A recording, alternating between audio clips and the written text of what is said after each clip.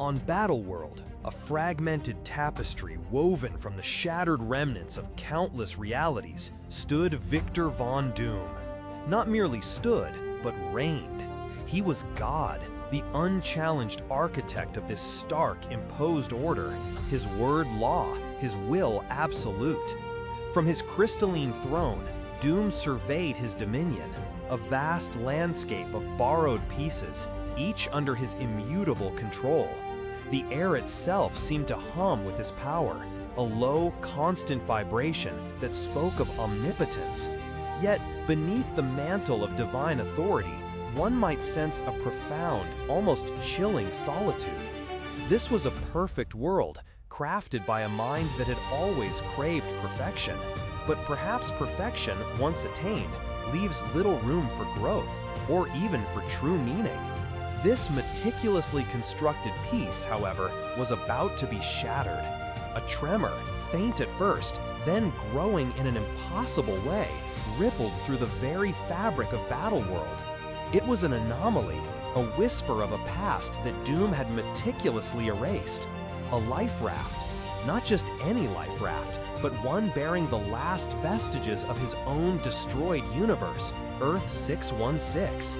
And among the survivors, a collection of familiar faces, each a ghost from a timeline he had buried, including the one man whose intellect had always rivaled his own, the one man who had, time and again, stood as his ultimate nemesis, Reed Richards. The arrival of the life raft was not just an intrusion, it was a profound challenge to Doom's sovereignty, a direct confrontation with the lie of his own creation. How could he be God if the very people he had deemed vanquished, the very problems he believed he had solved, had found their way back? The survivors, disoriented but defiant, slowly began to comprehend the impossible reality they found themselves in, and the chilling truth of Doom's divine ascension. The inevitable collision course was set. Their paths converged in the stark, magnificent heart of Battleworld. Doom, resplendent in his cosmic armor, confronted Reed, stripped of all cosmic power, yet radiating an unwavering conviction. There was no grand pronouncement from Doom, no elaborate threat, just the silent, simmering tension of two titans, one wielding godhood, the other the enduring spirit of scientific inquiry and human resilience. And then a third party made his presence known. Not with a flourish, but with a quiet, undeniable shift in the ambient reality. Owen Reese, the Molecule Man, the unassuming, often troubled being who was the very wellspring of Doom's current omnipotence, the source code of reality itself. Owen had observed.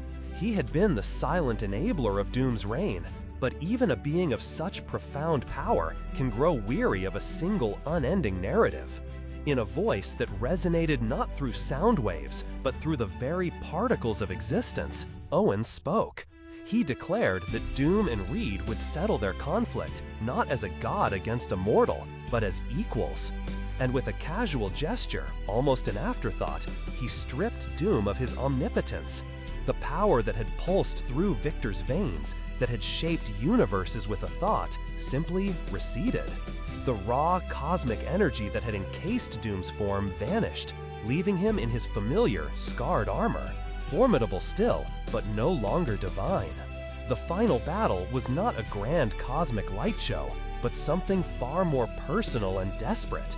It was a brutal, physical, and intellectual struggle between two men who knew each other perhaps better than they knew themselves. They fought with their minds, their wills, and their raw physical strength, each blow echoing with decades of rivalry, respect, and mutual frustration. It was a fight for the very soul of existence, fought on a playing field finally made fair.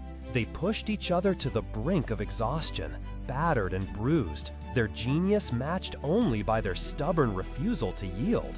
As the dust settled, as their breaths came in ragged gasps, a moment of profound clarity descended upon Victor Von Doom. Perhaps it was the pain, perhaps the humility of being stripped bare, or perhaps the sheer, unyielding tenacity of Reed. In that quiet, broken moment, Doom looked at Reed, truly looked at him, and for the first time and perhaps ever, he spoke with a genuine vulnerability. "Reed," he rasped, his voice hoarse, "you could have done better." It was an admission of immense weight, a confession from a man who had claimed to be God, that the man he had always sought to surpass could have managed the immense burden of cosmic power with more grace, more wisdom, more true leadership. Owen Reese, the Molecule Man, heard this. He saw the flicker of truth in Doom's concession, the profound shift in perspective. And with that quiet, almost imperceptible nod of agreement, Owen transferred the omnipotence not back to Doom, but to Reed Richards. The power of creation, of reality itself, flowed into Reed. And what did he do with it?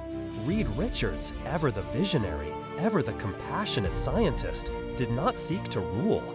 He sought to restore. With a thought, the fractured realities began to mend, coalescing not into one imposed battle world, but into the vibrant, boundless tapestry of the multiverse, restored to its infinite glory. The cosmos hummed with new life, new possibilities. And then, in a quieter, deeply personal act of healing, Reed turned his attention to Victor. He reached out, not with a flourish of power, but with a gentle touch. The scars that had marred Victor Von Doom's face for so long, the constant source of his outward rage and inward torment, began to recede, to fade. The damaged flesh healed, made whole, leaving behind the face of a man finally unburdened by the physical manifestation of his greatest insecurity. It was a gesture of profound empathy, a quiet act of grace from one genius to another, transcending years of enmity and cosmic conflict. This extraordinary story reminds us of the true nature of power, not as something to be wielded in conquest, but as a responsibility to be stewarded with wisdom and compassion. It shows us that even the most formidable ego can find humility, and that sometimes our greatest rivals are the ones who ultimately hold up the mirror to our true selves, challenging us to become something greater. What are your thoughts on Doom's profound concession and Reed's incredible act of restoration and healing? Did you find this moment as impactful as we did? We'd love to hear your perspectives in the comments below. If you enjoyed this journey through a pivotal moment in comic history, please consider giving this video a like and subscribing for more stories that explore the heart and humanity behind our favorite heroes and villains.